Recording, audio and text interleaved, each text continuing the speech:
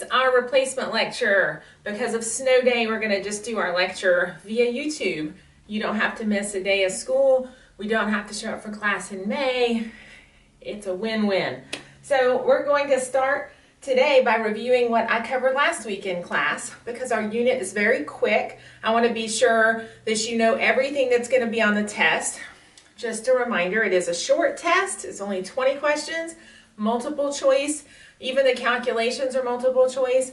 Because I'm doing this unit so quickly and it covers a few different chapters, I just want to give the test to make sure that you understand it, that you've taken the time to read and do the homework, but I'm not trying to really stump you or make the test incredibly difficult. First of all, to review last week's topics, we distinguished between rotational velocity and linear velocity. Linear velocity we covered last semester, and we've been talking about it for several months. It's the distance covered in a certain amount of time, meters per second. Rotational velocity was how many degrees or revolutions were being covered in a certain amount of time. I have records here at home. This is Joan Jett and the Black Hearts, and I have a record marked with 2 points, X and Z. And as we discussed last week in class, we can compare the rotational velocity and the tangential velocity of those 2 points.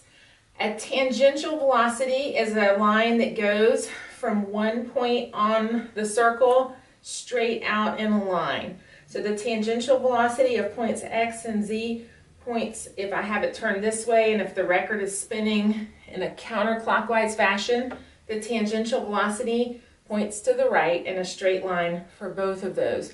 But is it the same for both ones if I'm spinning this in a counterclockwise fashion?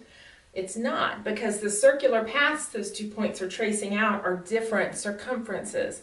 Point X has a very small circle, which is kind of the label of that record. Point Z out here on the edge has a much larger circumference. They're covering that distance in the same time. That means point Z has a larger tangential velocity and and point X has a smaller tangential velocity. Their rotational velocity that I have written on the board would be the same because they both rotate the same number of degrees or radians or revolutions in the same amount of time. The next thing that I discussed is rotational inertia. Rotational inertia is the tendency of an object to keep doing what it's doing in a from a rotational standpoint, just like we discussed with regular inertia last fall. The tendency of this record to sit still, to not start rotating, is its rotational inertia. Once the record is rotating, the tendency of the record to keep rotating is its rotational inertia. In class last week, I used our little circus tricks. The balancing pole is a good example of rotational inertia. I could change the rotational inertia of my record if I were to tape masses to these points X and Z. So there were 2 things we discussed that affect rotational inertia. The radius of the object. If this were a very large record that took up more space, it would have more rotational inertia. If it were a small 45 record, it would have less of rotational inertia. The other thing we discussed was mass distribution. How is the mass distributed? This record is nice and evenly distributed mass-wise.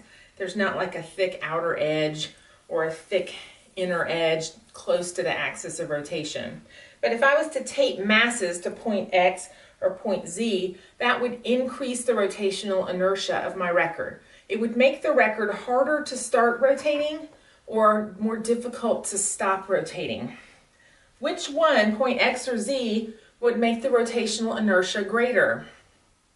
As we discussed in class last week, the farther the mass is from the axis of rotation, the greater the rotational inertia. We did the example in class with the spinning playground ride and the child that was trapped at the center of the spinning playground ride and crawled their way outward towards the edge. And we talked about how the rotational velocity would actually change as that child crawled to the outer edge. That has to do with, I'm going to skip this one and go down to angular momentum. The angular momentum of a rotating object is conserved if the rotational inertia of the object changes over the time period it's rotating. Then the angular momentum has to stay the same, and that will affect the rotational velocity. I'm going to grab my pen and just jot down the equation that we used. I'm going to sit down my Jones Jet record too, so I can hold this on the wall. We discussed how the inertia times the rotational velocity unit was a W, an omega. And if you had an inertia and a rotational velocity initially, and some change happened to the inertia, then your rotational velocity would also change. I'm going to try to get my child to help me later demonstrate this conservation of angular momentum using an office chair in our house. But for now, I'll just finish the lecture part of the video. Torque. I skipped over torque. We discussed the torque as a turning force. I have some wrenches from the garage. They both can clamp down on a bolt. One of them is longer than the other. The one that is the longest with a blue handle has the greatest amount of torque because it will apply a greater turning force just because it has a longer radius. When you turn something, you're creating rotation. So by turning this wrench handle, I'm rotating the entire wrench counterclockwise or clockwise depending on which way I'm turning it. The more force I apply, the greater my torque will be, and the farther away I apply that force to the handle, the greater my torque will be. Torque is equal to force times radius. We also did some problems with balance torque where we tried to get the torque on one side to equal the torque on the other with the seesaws, and that was what your homework was about last week. Our last topics from last week were for centripetal force and centripetal acceleration. I don't know if I can get all this in the frame, but I'm going to try to. I have one of my son's gymnastics medals, and I am using a force to move that medal in a circle. The force that I'm using is the tension in the ribbon. So if I am rotating this in a circle, the tension that's acting between the metal and my fingers is keeping that metal moving in a circle. The tendency of the metal is to go in a straight line. That's why I feel like it's pulling out on my finger, and I feel that tension created in the cord.